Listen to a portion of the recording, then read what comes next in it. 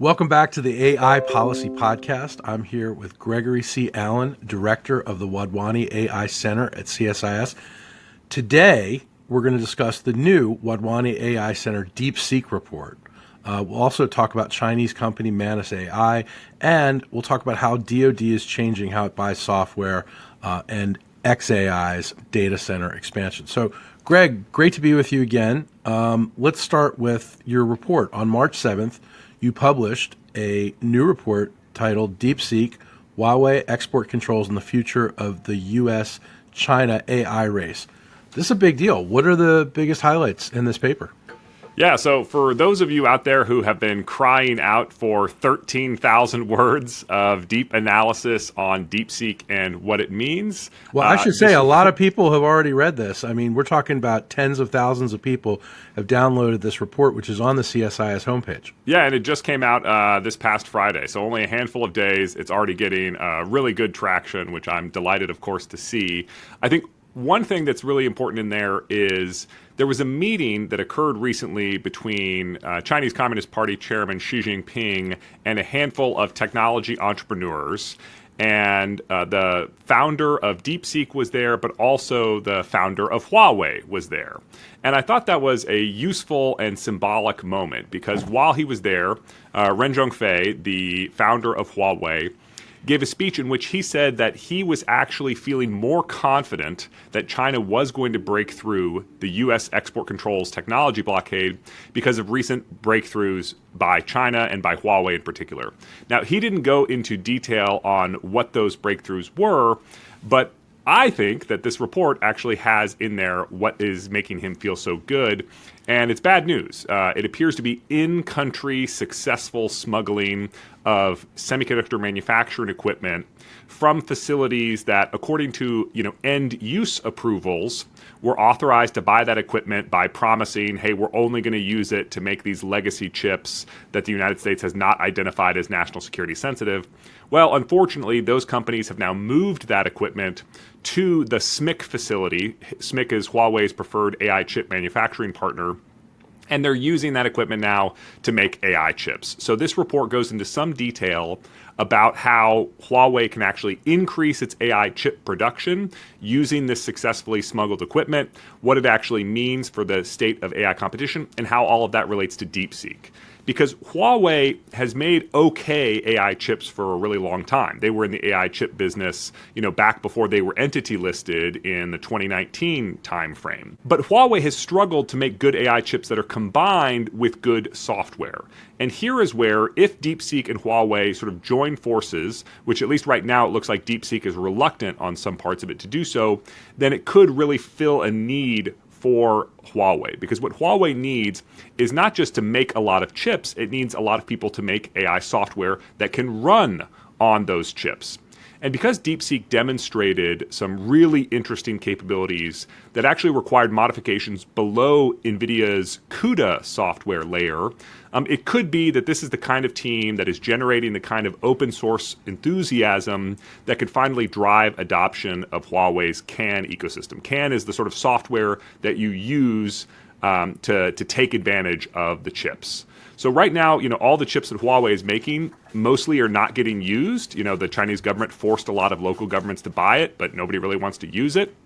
And what could be changing here is that a team up of DeepSeek and Huawei could finally drive software adoption. That's quite concerning, right, if you're thinking about the long-term trajectory of AI competition. Now, none of this is going to happen instantaneously. When Google tried to move off of NVIDIA CUDA for their TPU chips and their JAX software ecosystem, it took multiple years and a lot of smart people working on it. But that's what I'm trying to highlight in this paper, that DeepSeek is not really a major threat to the success of the export control strategy over the next few years, but the combined efforts of DeepSeek and Huawei over the medium to long term really could represent that threat. So, Greg, your report draws particular attention to a February 2025 memo issued by U.S. Attorney General Pam Bondi that disbanded the DOJ National Security Division's Corporate Enforcement Unit. Why should the AI policy community care about this directive? if you want to have, an export control strategy, a strategy that relies upon export controls as part of technology competition, you really need three things for that to work. You need legal authorities, you need bureaucratic capacity, and you need the will to act. Well, the Trump administration has been trying to highlight that they're giving anybody the authority to do anything that they ask, their government officials to do. And they've also, if you look at the confirmation testimony of folks like Commerce Secretary Howard Lutnick and others, they've been expressing a lot of will to act when it comes to competing with China and using export controls. I think the gap in their strategy is really on the capacity side. And that's capacity to administer export controls and capacity to enforce export controls. And this action that was taken by the Department of Justice, I think, is extremely concerning because they're basically saying the folks in the DOJ who are responsible for tracking down export control violators, who are responsible for making those cases, making criminal charges, convening a grand jury, sending people to jail, they're disbanding that organization. They just don't work here anymore. Yeah, well, I don't know that they've specifically fired those employees, but they said return to your original units, and they made no provision in that memo for how that job was going to be taken over by anyone else. So does this mean nobody's going to regulate AI? So AI and export controls are still, the law of the land. It is still illegal to do this kind of a stuff. The question is, who's going to catch you? So if you think about to make an analogy, there are two ways you can quote unquote lower taxes. One is to change the law so that people are required to pay less taxes. The other is to disband the IRS's enforcement unit. So yeah, you're breaking the law, but nobody's ever going to catch you. And this, I think, is a really big mistake. And I'm sort of waiting to hear the Trump administration make clear, they've made some pretty bold statements about what they are wanting to do in terms of technology competition with China. But there's a big, big difference between looking tough and being tough. And if you want to be tough, you need that export control enforcement capacity. And so far, nothing that the Trump administration has put out there suggests that they're committed to having that capacity. I hope that changes. Okay, so let me just see if I understand this correctly. We as a country, the United States, is pretty much a bipartisan value that we need to protect our technology. Yes. That we need to stay ahead of our adversaries, China, especially China, on AI. And the only way we can do that, or the main way that we've thought about doing this, is through enforcement of these export laws. Mm-hmm. You're saying now that one of the primary mechanisms for enforcement is gone. Yeah, so there's two parts of this story, or maybe you could argue three, right? The first is the Bureau of Industry and Security at the Department of Commerce. They have the sort of administrative responsibility, so they can levy fines. But then you also have the Department of Justice, which is responsible for the criminal part of the story, like you're going to jail. And then there's also the intelligence community part of it. Well, the Department of Commerce, very importantly, is not a member of the United States intelligence community. The Department of Treasury is, the Department of Justice is. And so all that sort of classified information that could come in that could help you find out if somebody's violating export controls, a lot of that takes place through collaboration between the Department of Justice and the Department of Commerce. But now at the relevant parts of the Department of Justice, they're shutting down those offices, and they haven't said at all who's going to pick up that work now that this group has put it down. That's what I'm so concerned about. Okay, well, we're going to have to watch that one pretty closely, and I'm sure we'll be talking about it on future episodes of this podcast. Let's move on. On March 5th, Chinese company Manus AI released what it described as a general AI agent. Before we dive into this agent's capabilities, what do we know about this company? So I think folks, who are used to the DeepSeek phenomenon are sort of realizing that there's this entire universe of Chinese startups in AI that are doing interesting things. Now, that's been true for a really long time, right? Like Kai-Fu Lee is a famous AI venture capitalist who's been primarily investing in China's AI ecosystem. So that's not a surprise. What I think is sort of a surprise to many is how these companies are sort of capturing worldwide mind share and excitement around the capabilities that they're able to develop. Now, in the case of worldwide mind share, that sounds like a mind science share, fiction movie. Eyeball share, that sort of a thing. Yeah. Okay, so how are they doing this? Well, in this case, what they've come up with is they're calling it a general AI agent. So it's worth just saying for a second, like, what is an AI agent? Right. The difference between something like a ChatGPT in its traditional form factor is it's interacting with you by telling you information, right? You say, hey, I'm trying to find the best flight for me between here and Barcelona. Well, it's going to go look that up, and then it'll give you the information, but then you have to actually go do it. An AI agent can actually go do it, right? So instead of saying, find me the right flight, it's book me the flight that I want. Instead of saying, hey, write me some computer code, it's write me some computer code and then go launch it as a website, and then I can go actually look at that website. So Manus, just like other AI agents out there, is empowered to go act in the real world. And you can give it, access to various passwords and accounts so it can interact on your behalf through accounts that you would normally interact with in a keyboard and mouse. Now, a lot of this is familiar. There are other AI agents out there.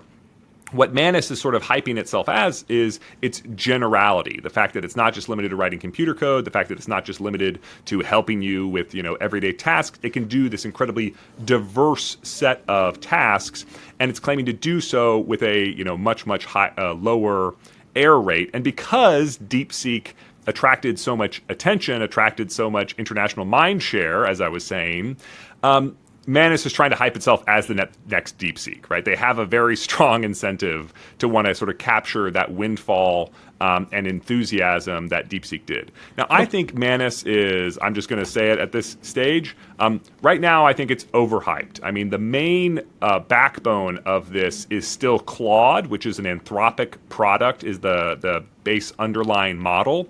And while Manus can do impressive things, it's not at all clear how that's going to lead to a durable competitive advantage, right? What is stopping, for example, Anthropic from saying, oh, that's a really interesting suite of, features that you've stitched together here.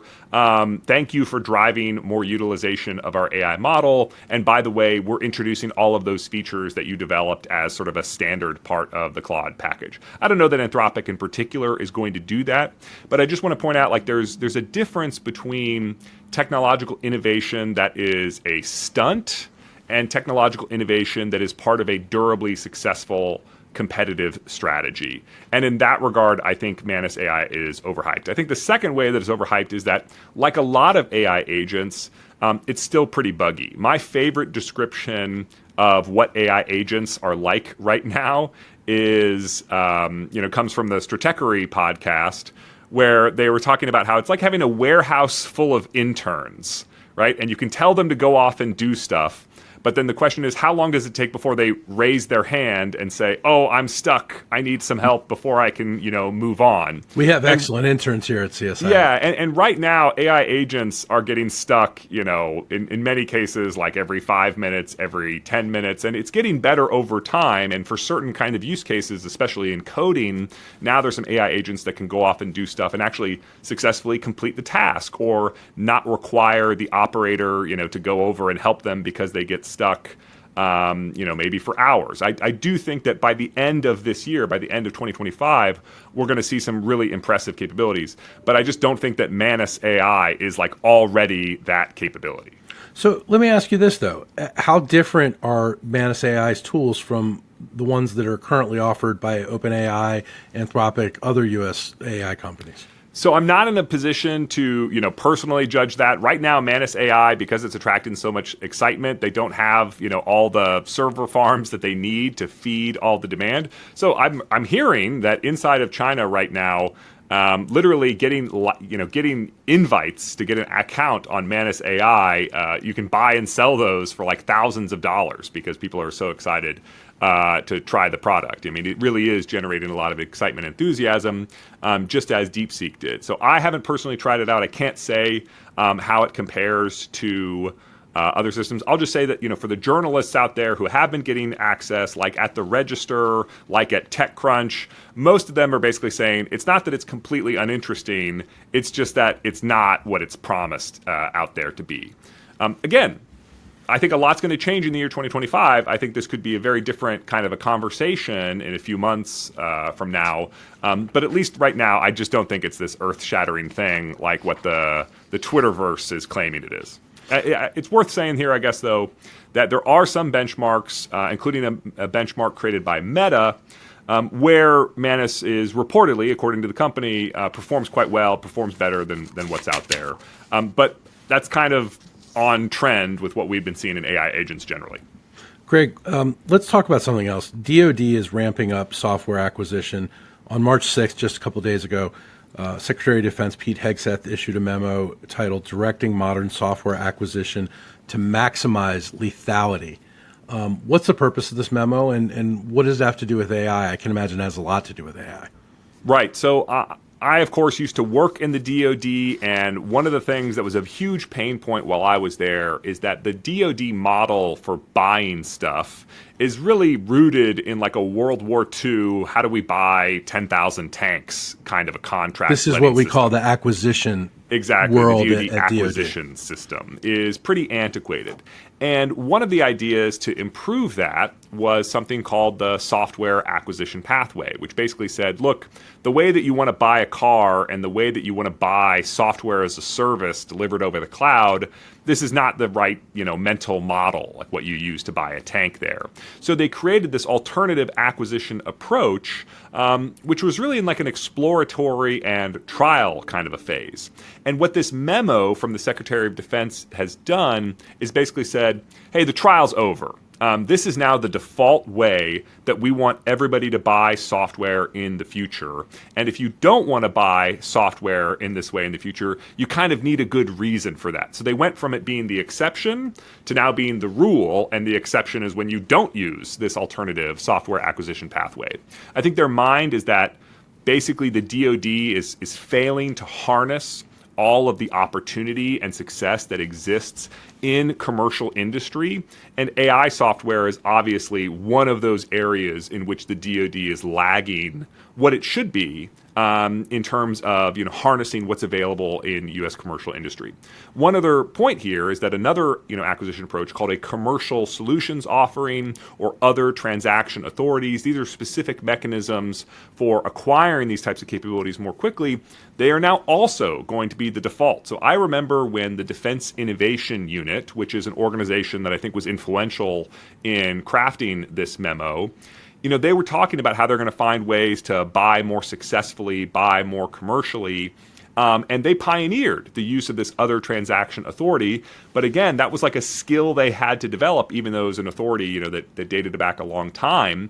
Now, once again, this is now no longer the exception. This is now the rule. So some of the best practices that we've seen in the DoD becoming by the default. Now, one thing I want to say here is, just because a SecDef memo says this is what I want to happen doesn't mean there's not a lot of other rules out there that theoretically would conflict with this kind of a guidance. But it is helpful to have the top cover from a Secretary of Defense memo saying, this is what you're trying to achieve. When you run into blockers, show people this memo and try and find a way around the agenda. And try and find a way forward.